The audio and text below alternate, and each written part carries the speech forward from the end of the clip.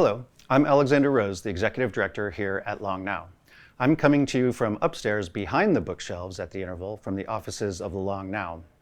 Genevieve Bell will be joining us live from Australia to watch this edited version of her talk tonight, and will be answering questions afterwards from you, as well as Kevin Kelly from the Long Now board. Genevieve has spent a career, first at Intel and more recently with her own new institute, trying to understand the relationship between humans and technology.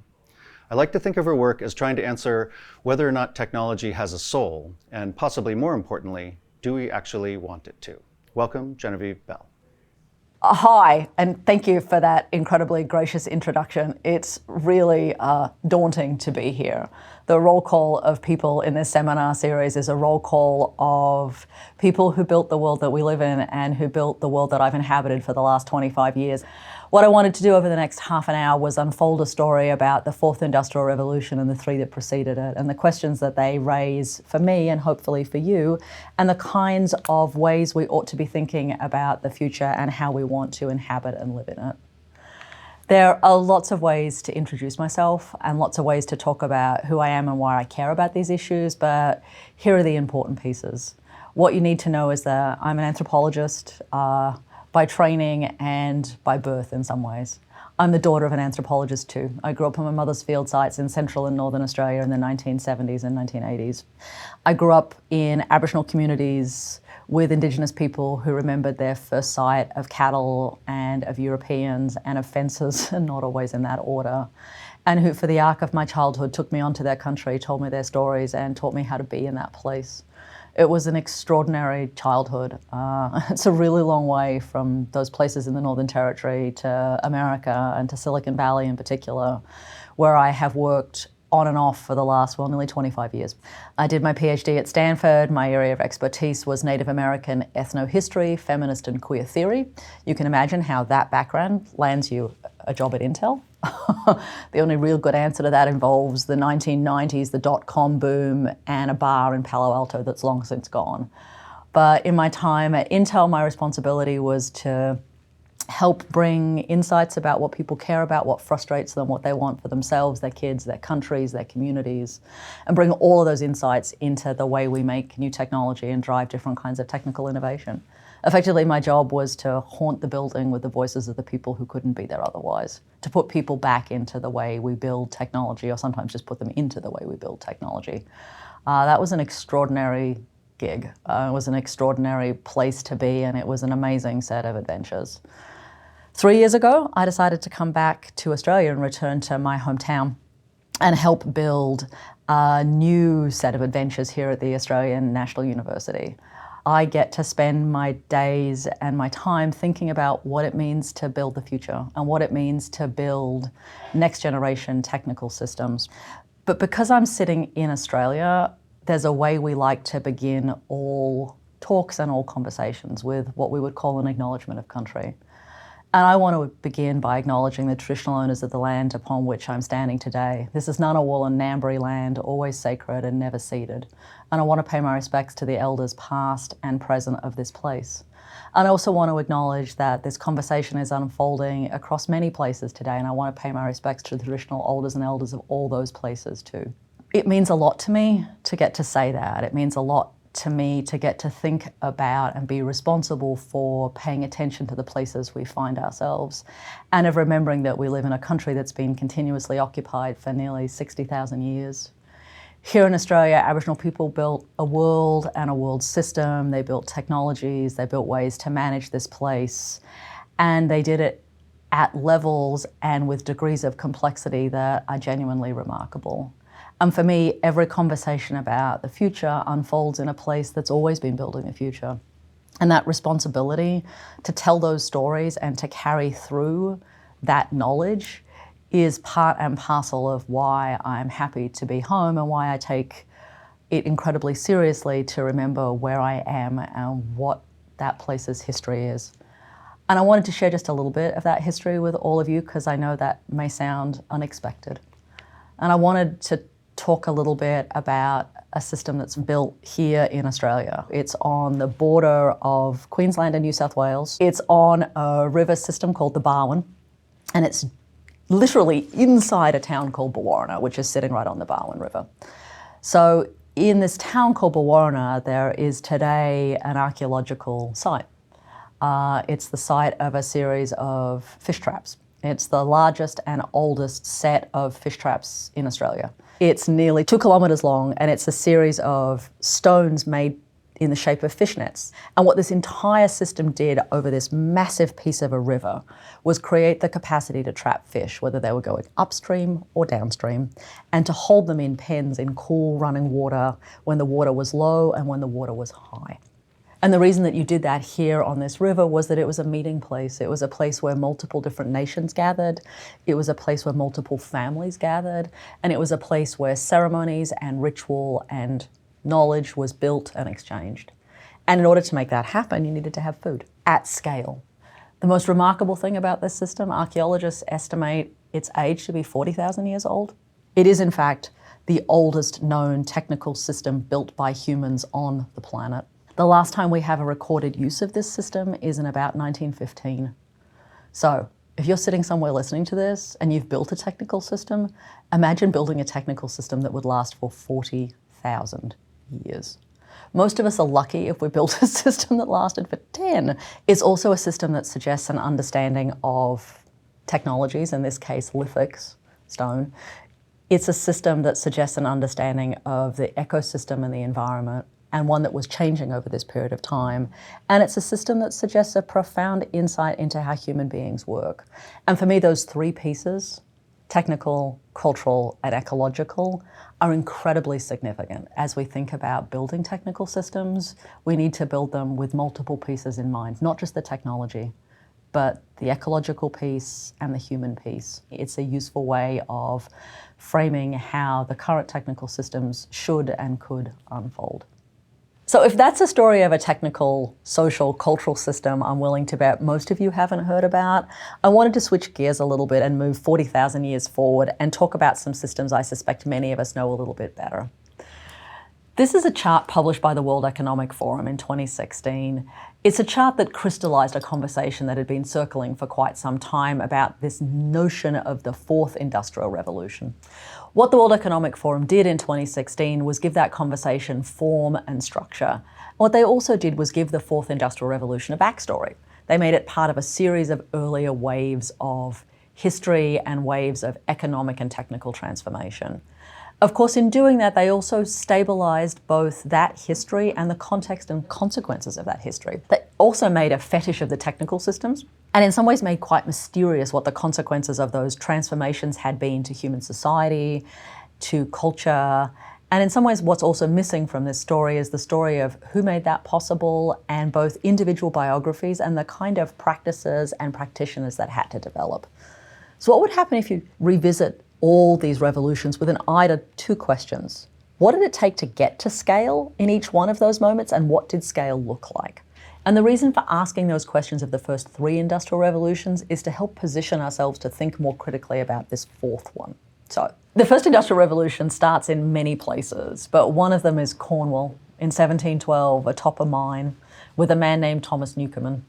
Newcomen was an ironmonger and a preacher, and a man who occasionally helped save miners from the bottom of flooded mines.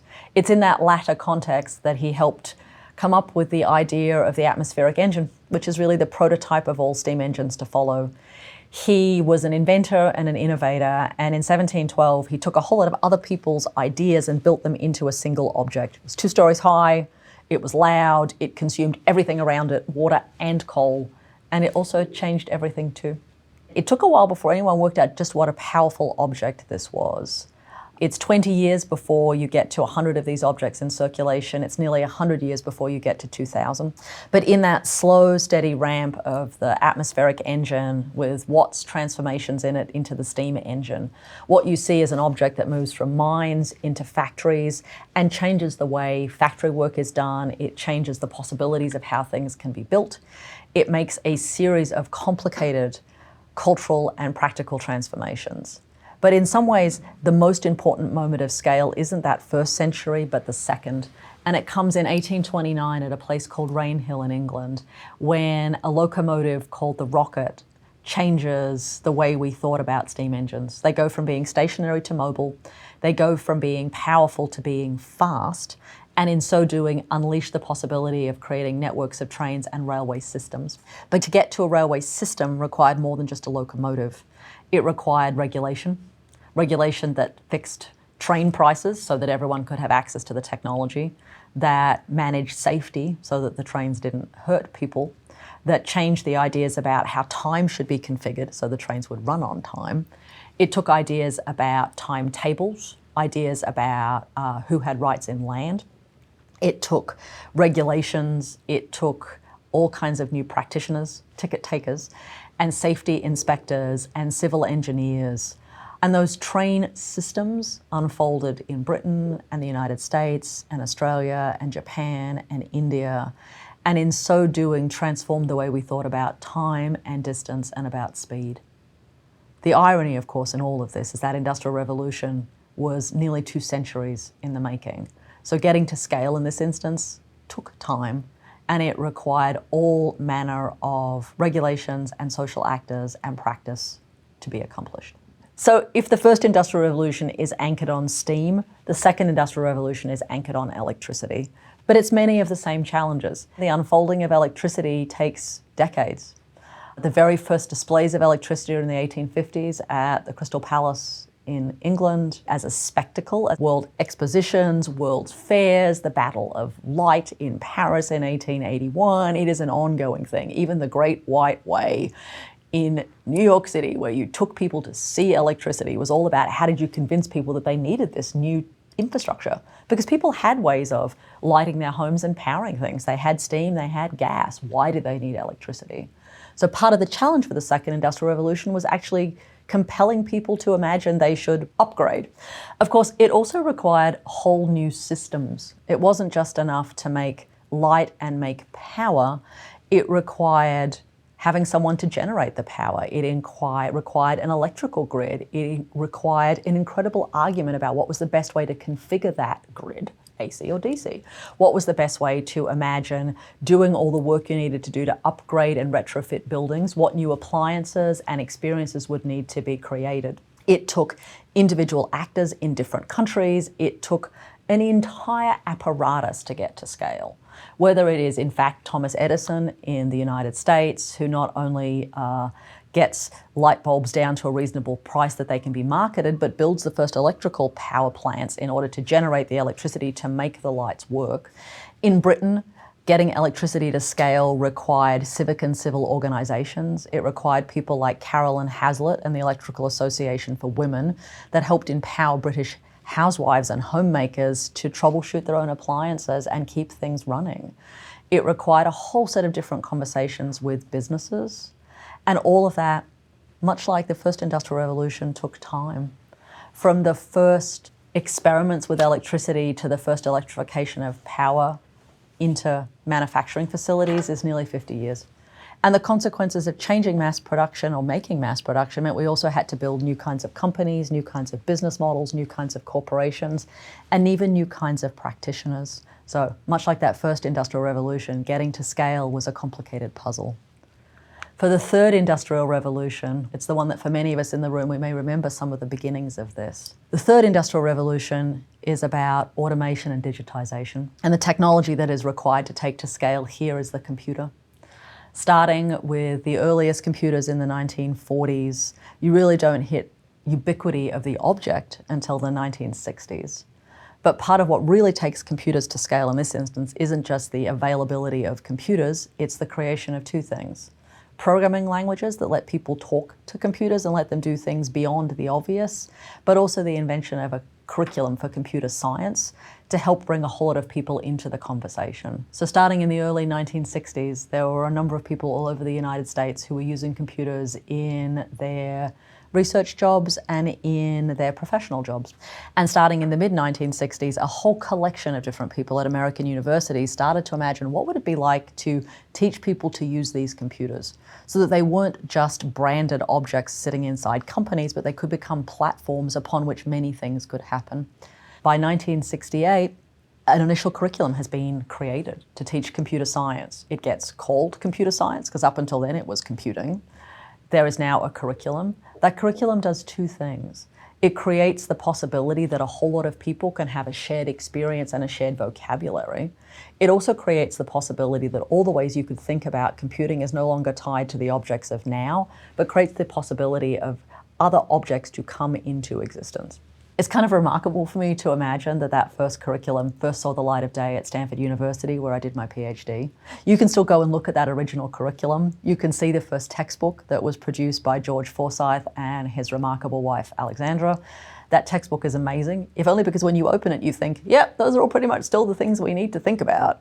It has a lovely way of describing an algorithm and some glorious examples for how to think about things.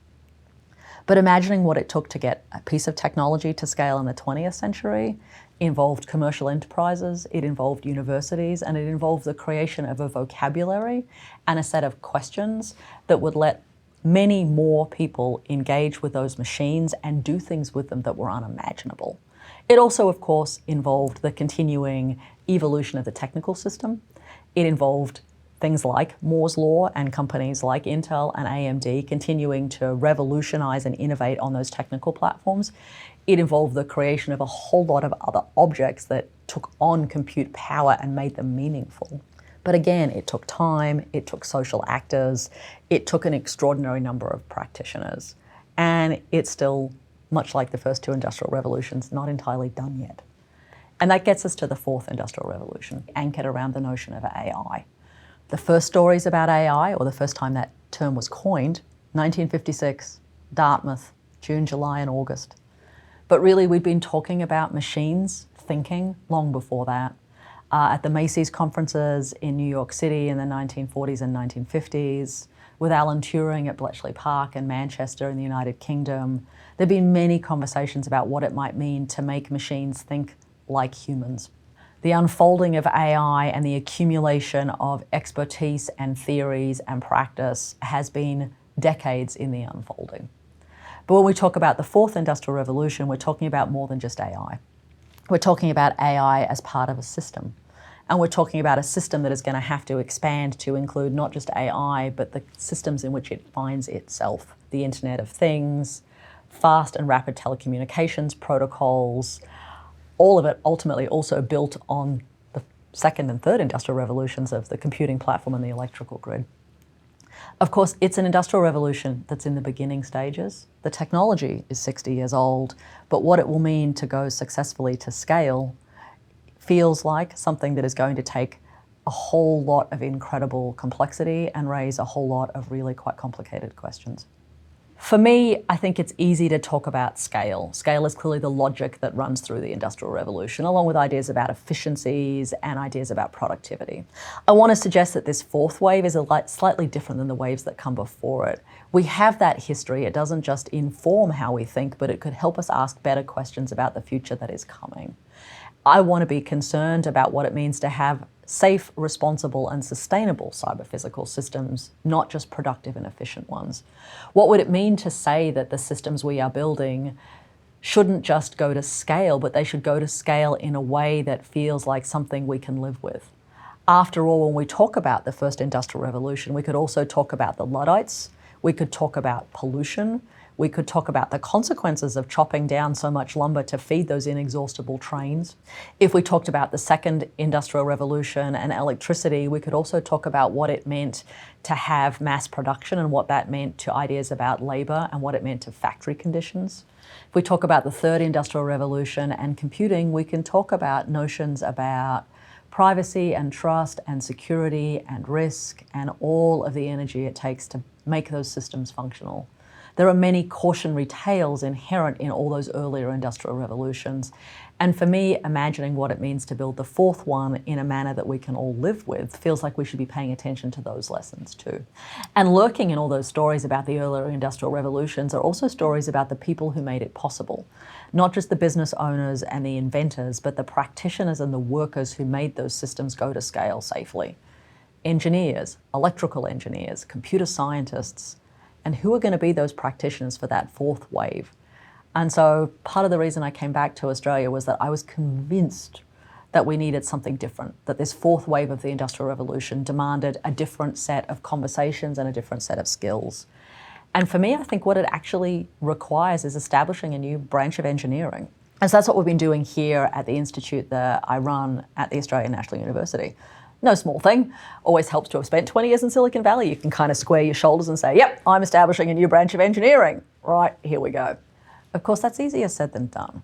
If you want to establish a new branch of engineering, there are some big questions you need to be asking. Questions about who are going to be those practitioners, what would you teach them, what would their jobs look like, how would that unfold? So at the Institute, we've been doing a couple of things. We kicked off a new educational program 2 years ago. We figured, well, if you need to build a branch of engineering, you could just try teaching it into existence. Radical experiment. We also tried to study it into existence. So go look at places where cyber-physical systems are already happening and look at what the both problems and perils and possibilities have been. Or you could go at it another way, which is to think about what are the kind of questions you would need to ask of those systems and how would you go about answering them.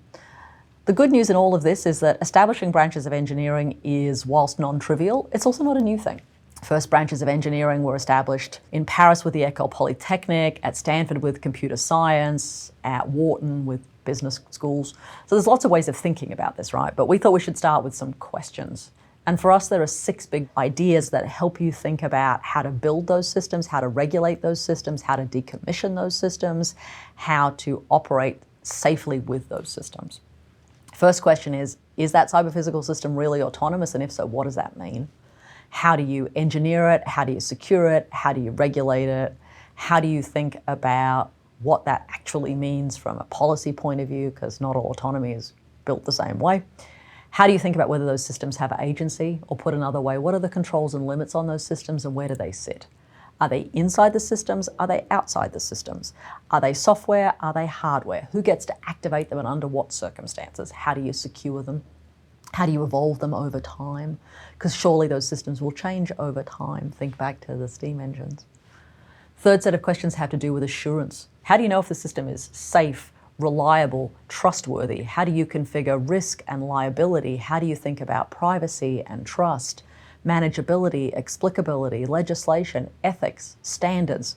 It is an entire portfolio of questions that require work and attention. How do you think about what the indicators of those systems are going to be? As in, what are going to be the metrics we use to know if cyber-physical systems are working well or not? Much of the first 3 waves of the Industrial Revolution centered on ideas about efficiencies and productivities.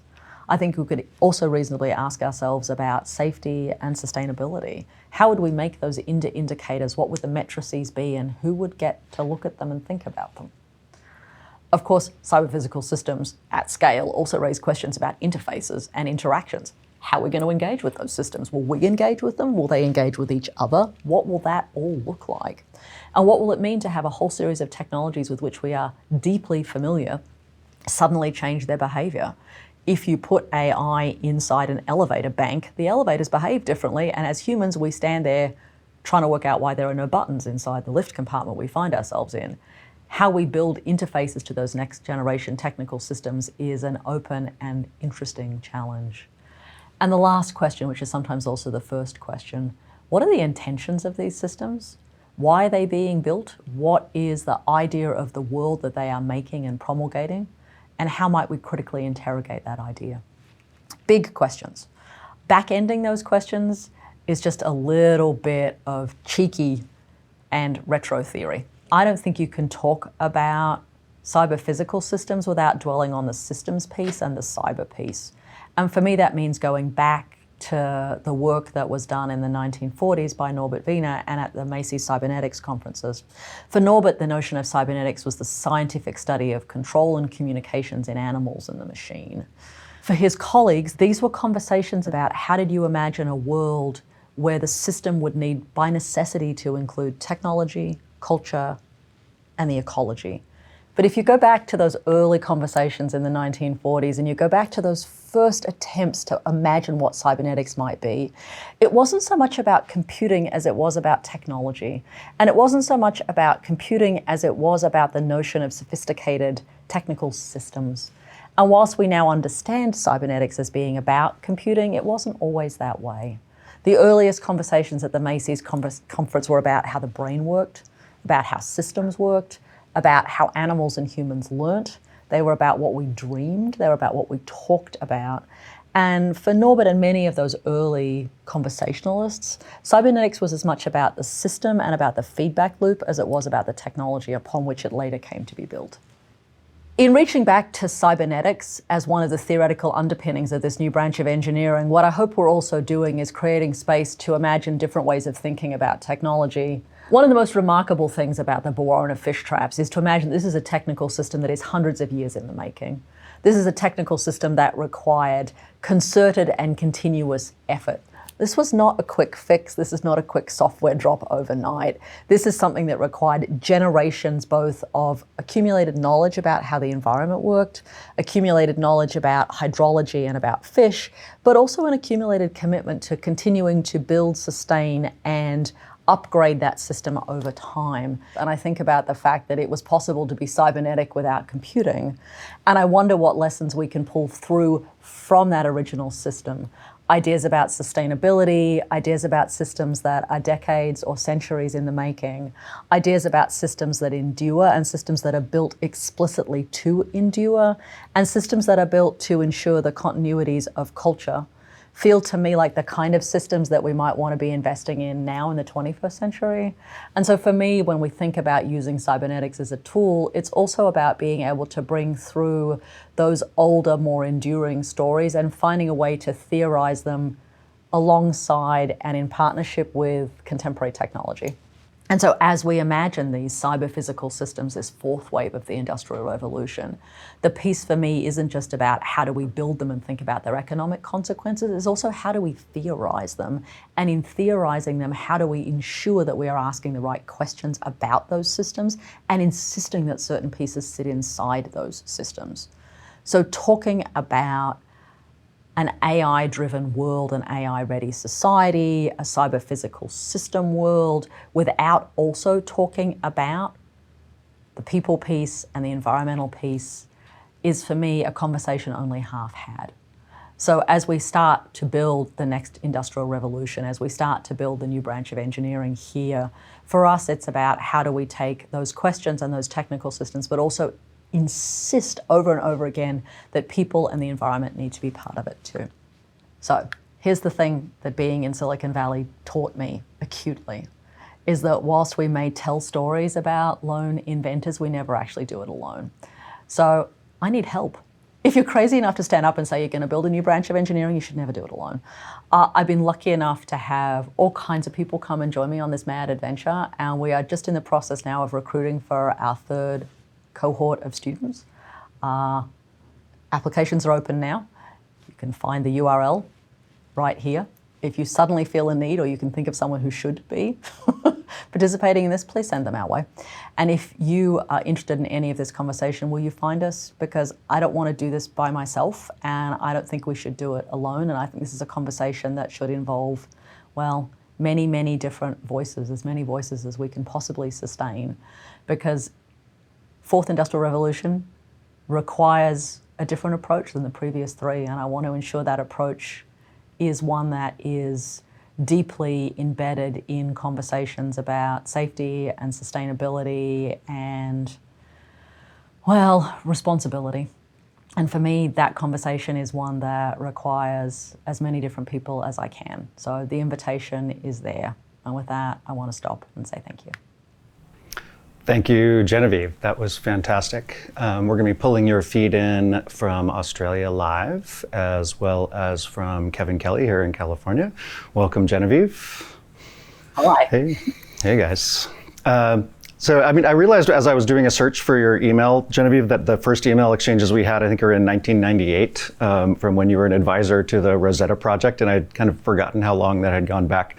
But it's great to kind of come full circle now with you here. And the your opening example of this 40,000-year system that was used in Australia to catch fish, what I love about it is it was clearly so iterative. And while it was a big system, any child with the right knowledge could walk out and put a rock and repair it in a way, or help it, or hurt it to a certain extent, I guess, by taking a rock away. But the friendliness, the kind of that technology and its iterative nature is so unlike the technologies that we have now that seem so fragile. But can you say a little bit about why it stopped being in use about 100 years ago? It's a story about what happens when an indigenous system runs headlong into a colonial expansion. So that river was a river being used by boats to move goods and services around. It was a river that had a series of European dams and water containment strategies implied upon it. It was also a system where early settlers saw those rocks that were beautifully worn from all that time in the river and took rocks out of that system and used them to build the foundations of many buildings around the river system. And it's also a system, the custodians of it found themselves being moved off that country and not able to be there and move across their land in the ways they had. So the decline of that system is also a story about the unfolding of and the clash of cultures and technical systems. Today, there is a really quite extraordinary cultural museum on that site, and the local elders and traditional owners of that place are slowly, steadily rehabilitating the site and the weir and the river. And the water flowed through it for the first time in about 5 years, just this winter when we had rain again. Oh, that's very cool. I think one of the things you mentioned towards the end also is that this fourth revolution, like all the other revolutions, are kind of defined by the people that build it. And how are you seeing that more voices, more cultures are being invited into the way this fourth revolution comes about? Oh, listen, it's such a good question, Xander, because I think there is this way where we think about the first industrial revolution, and most of our imagination is occupied by the dark satanic mills in Britain, right? It really does have that kind of feel to it. Mass production electricity feels like an American story and in some ways a Midwestern story. Computing feels very much like a West Coast story.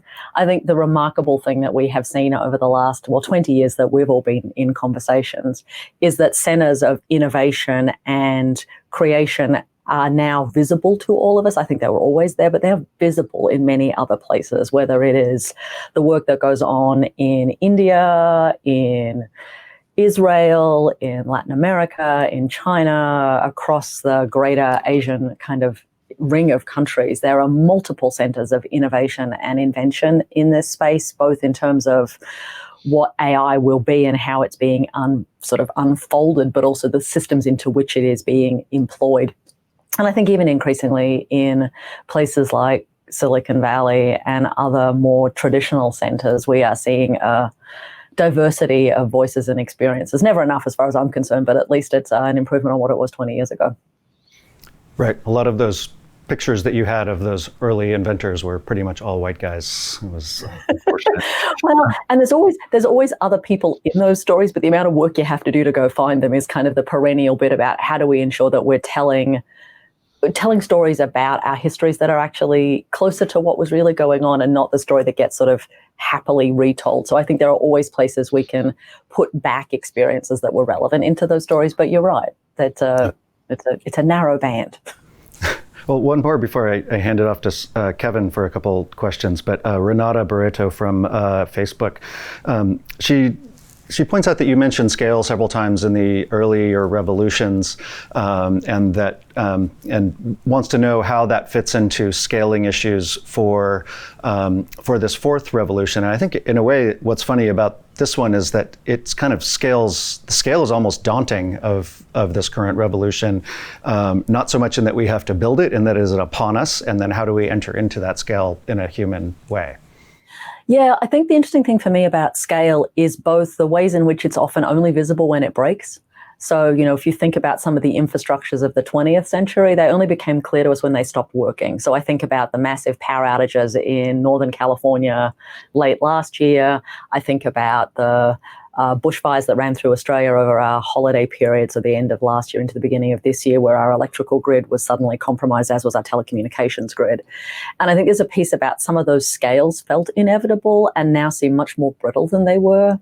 And then for this most recent wave, part of the scale has been likewise invisible. I mean, part of what made the AI revolution, if you want to describe it as that, over the last decade possible was the abundance of data.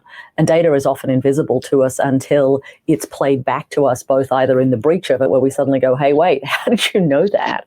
Or when we see the collection practices that were otherwise in some ways quite subterranean being held in clear light.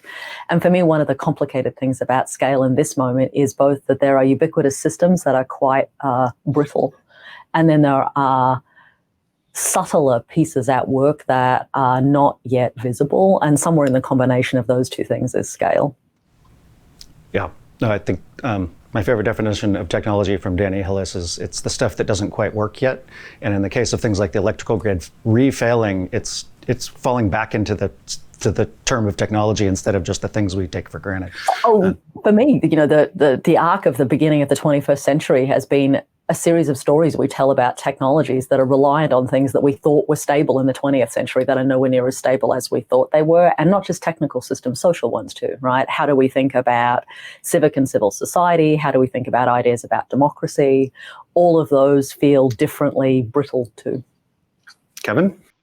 Yeah, so Genevieve, your categories of the 4 revolutions I think is really brilliant and right on. But I have an impression that, unlike maybe the first 3 revolutions, that people on a large scale are talking about this revolution before it's actually happened. I mean, the number of discussions, almost like this one, where we're talking about AI long before there really is any AI, I think is kind of unique in the sense that I don't think the first 3 revolutions, people were talking about the consequences of electricity years before everybody had it. Is this a correct assessment? I suspect for some of those other revolutions, there was a degree of the spectacle that predated the technology. So I think about Crystal Palace in the 1850s and those early battles for the light, the battles of the light bulbs in Paris in the 1880s, right? And that's sort of 70 years before we got to mainstreaming of electricity. And there were certainly in Britain and Australia royal commissions and investigations about what the consequences of electricity would be. Same in the United States. There's a quite famous congressional hearing about domestic electricity at the turn of the last century. So there were definitely conversations that preceded the ubiquity of the technology. And there was always in those previous waves a sense of there needed to be this kind of moment where the technology and all of its full potential was on display and people went and saw it before it ever came into their homes and their lives. So I wonder in some ways if the conversations we're having now are the replacement of that, sort of the moral equivalent of the Crystal Palace and the World's Fairs, that what we're actually having is something that at least has echoes in the past, though I think you're right, there is a degree of conversation and specificity about this one that wasn't in the previous ones, but I wonder if we're also informed by that. Yeah. We know what happened in those previous ones, so now we're like, wait, I have other questions. And do you have a sense of how the degree of, I wouldn't call it resistance, but say criticism, thoughtful thinking, skepticism is compared to is in this revolution compared to the other 3? Was there as much wringing of hands and fear of it? I mean, there was the Luddites, but I'm not really sure there was I guess there was a little bit in like the computers when they first come, they were big and scary. Do you have a sense of how this cycle compares to the of criticism and skepticism compares to the previous 3? Listen, it's another good question, Kevin. I think all of those previous waves were accompanied by aggressive boosters and people with utopian stories and equally aggressive people with dystopian narratives. And, the early stories about electricity are kind of remarkable, right? I mean, there's a whole fear in the United States that if we electrify people's homes, women and children will be vulnerable because we'll be able to see them at home. And so electricity at home was seen as being really a problem. Same with electrical cooking appliances, same with the, appearance of refrigerators, all of that was seen as deeply troubling. We also know there was an inordinate set of critical voices rehearsed in the trade union movement as well as the labour movement more broadly about mass production and the loss of skills, both in the first industrial revolution and the second. It's certainly the case when computers were starting to mainstream that you had a number of very clear voices in the United States worrying about automation. There's a quite remarkable manifesto written in the 1960s called The Triple Revolution that basically critiques the appearance of automation, social revolution, and defense funding to say, does this really build a society that we want to live in? It's a prescient document when you read it. So I think those voices have always been there. They were just rehearsed in different kinds of places, right? You know, you found them in the pages of government Hansards and in lobby groups.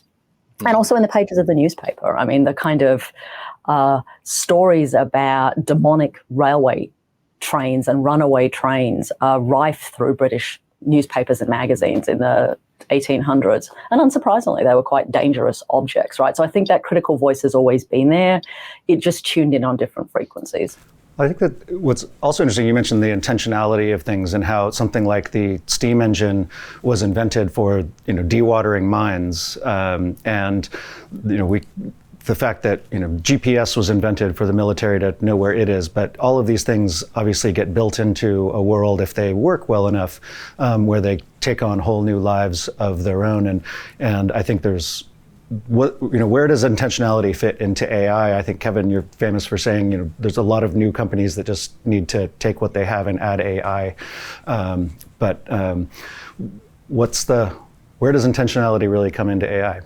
Xander, I think it's also a question of what are the longer term consequences, right? We can talk a lot about the transition from the atmospheric engine, pumping water out of mines to make them safer, to the railway system. What we often don't talk about is that in order to make that railway system function at scale, we had to invent time. So, one of the really unexpected consequences of railway expansion was that you had to have this moment where, in order to share train tracks and in order to make trains, quote unquote, run on time, so to have a schedule that was effective, you needed to have a shared agreement about time. And in England in the 1800s, every town had their own time. I mean, there was Greenwich Mean, but not everyone used it. So you had the clock above the town hall, and the mayor would go out, stand in the middle of the square, look up, and the sun was directly above. They'd set the clock at midday. That's great, but you get a bit of variance between London and Glasgow. A couple of minutes, which isn't much in the grander scheme of things, but when you're running a railway is the difference between a catastrophic accident and not having one. And the railways all proposed to create their own time zone, which they did, and they put a clock on every railway station. And for 40 years in Britain, you had local time and railway time, and it took an act of parliament in 1881 to make railway time into standard time. And so when I think about AI, I wonder not just about what is it that people imagine they're doing with it, but what will be the other, quote unquote, unintended consequences that will be necessary in order for those systems to actually function effectively. So I always think there's a question we should ask about intentionality, like what is the world you imagine you are building and who are you to get to imagine that? Yeah. And what does your imagination include and be silent to? We don't talk a lot when we talk about AI about how much electricity it takes. Like, storing data and circulating data and curating data and having access to data is an extraordinarily energy intensive thing. 10% of the world's energy budget spent on server farms currently. That seems like hardly a conversation you'd want to be silent to, but it's not usually the thing we lead with. Hey, your AI is costing electricity. It's not usually the first place we go. But frankly, for me, it is one of the pieces that I keep wanting to pull into the conversation when we talk about intentionality is also the bit about, is this actually a sustainable thing? And what would it mean to ask a different question about all of that? Right. So just as the previous revolution invented time, I think what the fourth revolution is going to invent is actually intelligence. We have no idea what intelligence is really, and what this is going to do is actually create this very vast landscape that's much vaster than our concepts of ourselves. It's actually a huge space of which our own intelligence is one little corner of it. So what it's going to actually create or invent is actually intelligence itself. I mean, the concept, the shape of it, it's right now it's an amorphous, vague, hand-waving thing, but it'll become a concrete, specific thing with dimensions and metrics and things that we can actually talk about in a real way.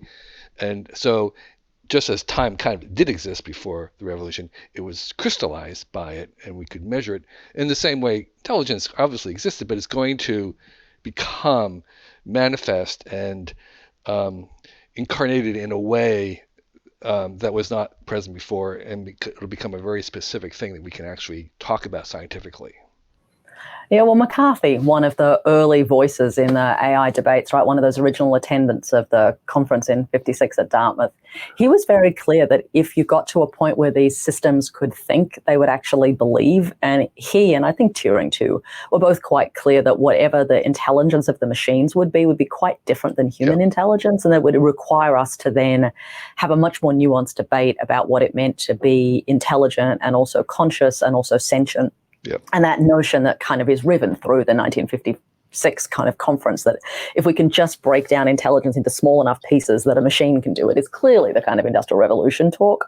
But it's also clear that all the participants there are secretly hoping that they might get to something a little bit more both novel and I think more provocative at some level. Mm-hmm, mm-hmm. We have a question from one of the streams, David McCloda from YouTube. He's asking, what enduring understandings about AI should STEM, high school, and I think we could probably extend this into undergraduate programs, be paying attention to? Basically, what are the principles that you want your students in your graduate program walking into your program with? Here at the ANU, in the Institute, we try to teach our students three things. And it's going to sound a little bit corny, right? I actually think you have to engage people's heads, their hands, and their hearts. So all of our students learn the basic building blocks of AI. So they all learn how to code. It's Python at the moment. I learned Pascal because I'm that kind of vintage. I haven't had to use it in a long time, but knowing how it works helps you look at most programming languages. So we teach everyone a little bit of exposure to coding and to data, to algorithms, to sensors, also to physical systems, because it's one thing to think about AI as code. It's another thing to realize it's mostly going to be in physical objects that do things, and understanding that interaction, hugely important. So building blocks to AI. We also teach a set of foundational building block critical question asking, because it turns out, I think, one of the most important things you can do, and I always realize I manifest it wherever I go, is work out not how to build the solution, but how to ask the right questions to get to the space that a problem needs to be solved. Not every problem that is given to you is the problem that ought to be solved. It's sometimes not even the right problem to articulate. So teach our students the building blocks of the technical systems, teach our students how to ask a set of critical questions, and always lead with the proposition that whatever you are building needs to make the world a better place than it was when you found it, which means you actually have to be really clear about who are you building systems for and why, what might those systems do. So for us, it's an approach that blends lectures and reading with lab classes and project work. I hugely believe that you have to be in it with other people. I think one of the hardest things for us about the experience of the pandemic here in Australia was, as I know it has been for many in the US, was sending our students home. And I think for me, being able to have our students back at least a little bit at the moment's been a hugely important thing, because there's something about the way we learn through our bodies and through our social interactions. But if the question was, what would I be encouraging high school students to think about? Listen, I always go back to Norbert Wiener. And in 1950, Norbert wrote this great prologue to a play he was putting on at MIT. And he said that in the world that was coming, he thought that perhaps the poets would need to be engineers, or the engineers would need to be poets. And I actually think in the 21st century, what I would say is the poets should be engineers and the engineers should be poets. So I would encourage people to do both the STEM field and then into the humanities and the social sciences too, because I think you need to have both of those pieces of the puzzle all the time. Thanks. And just, I wanted to make sure we are defining really what we're talking about here too. I think we kind of jumped into this, but Ron Wolf, one of the people online, is asking, when we say AI, it's different than machine learning, which seems to be better defined. When you say AI, what are you, where on the spectrum of AI are you landing? So for me, when I talk about AI, I am in fact going back to 1956. And to the original formulation of AI and the original articulation of it, where at that point AI was described as, we want to be able to so precisely describe intelligence that a machine can be made to simulate it. And we're interested in four things: a machine that will understand human language, a machine that would understand abstractions and concepts, a machine that would be able to learn for itself, and a machine that would be able to ultimately do things that humans could do. So when I think about AI, absolutely, it requires data and machine learning and algorithms and sensors and some form of logic that holds all that together. But for me, AI is not synonymous with machine learning. It's more than that. And I think the important pieces back in 56, and I would still argue important today, are that notion of both abstraction and learning and change over time. So there was another question from Pete Leiden in the streams, and he was saying, the first couple of revolutions may not be as crucial as this one because they were basically driven by humans, but we have this feeling that with the kind of AI that you were talking about, there's another present. There's something else present, maybe guiding it, than just humans, and that is maybe a little scary because as you describe the AI just now, that is almost kind of other than human, and so that's what can set some people off. Is well, there's a whole other presence here that's not just human. Do you think that's true? Listen, I think our ability to make sense of and think about technologies is also shaped by a much broader set of conversations, right? It is shaped by what we would talk of as the socio-technical imagination, right? So when we see a piece of technology, we also have a whole series of stories in our heads about other pieces of the puzzle. So when we look at intelligent systems, somewhere in many of our heads, there is Frankenstein and the Terminator and maybe Gollum and a few other pieces of the puzzle that say intelligent systems that aren't human. That's not a story that ends well.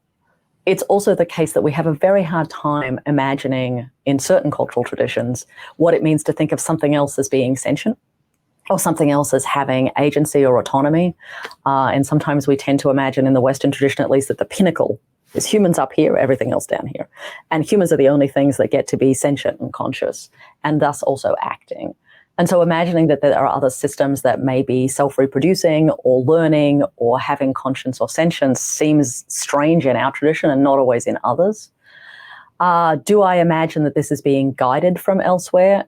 Not yet. And I'm not even sure that I believe that it would be. My favorite roboticist is a Japanese roboticist by the name of Mori. And Mori always sort of argues two things, right? One, he at one point rather delightfully wrote that he thought robots would be better Buddhists than humans because they were capable of infinite patience and infinite grace. And that's kind of a lovely conception. But he also says that our greatest anxieties about computational other are actually just a manifestation, and not just are a manifestation of our own anxieties about ourselves. And we project them onto the robotic and artificial intelligent objects. Because ultimately, whilst those systems will learn, the way they will learn is still governed and written by the rules that humans write. And so if there's a thing to be fearful in all of this, I hate to say it may still be humans. Well, it actually feeds into this next question from Jalu.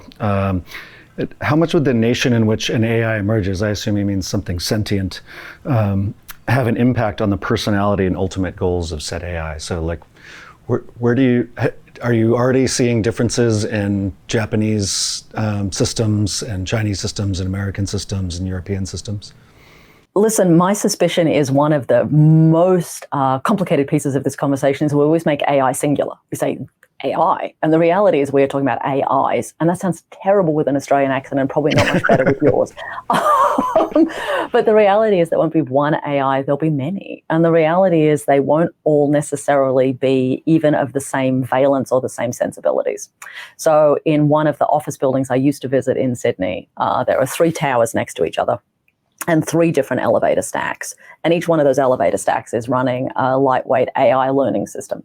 And the elevators in each one of those stacks behave completely differently from each other and completely differently from how they behaved 3 years ago in terms of where they arrange themselves in the building, in terms of time between a button call and a lift appearing, in terms of energy use and traffic. And over time, those lifts have diverged from each other.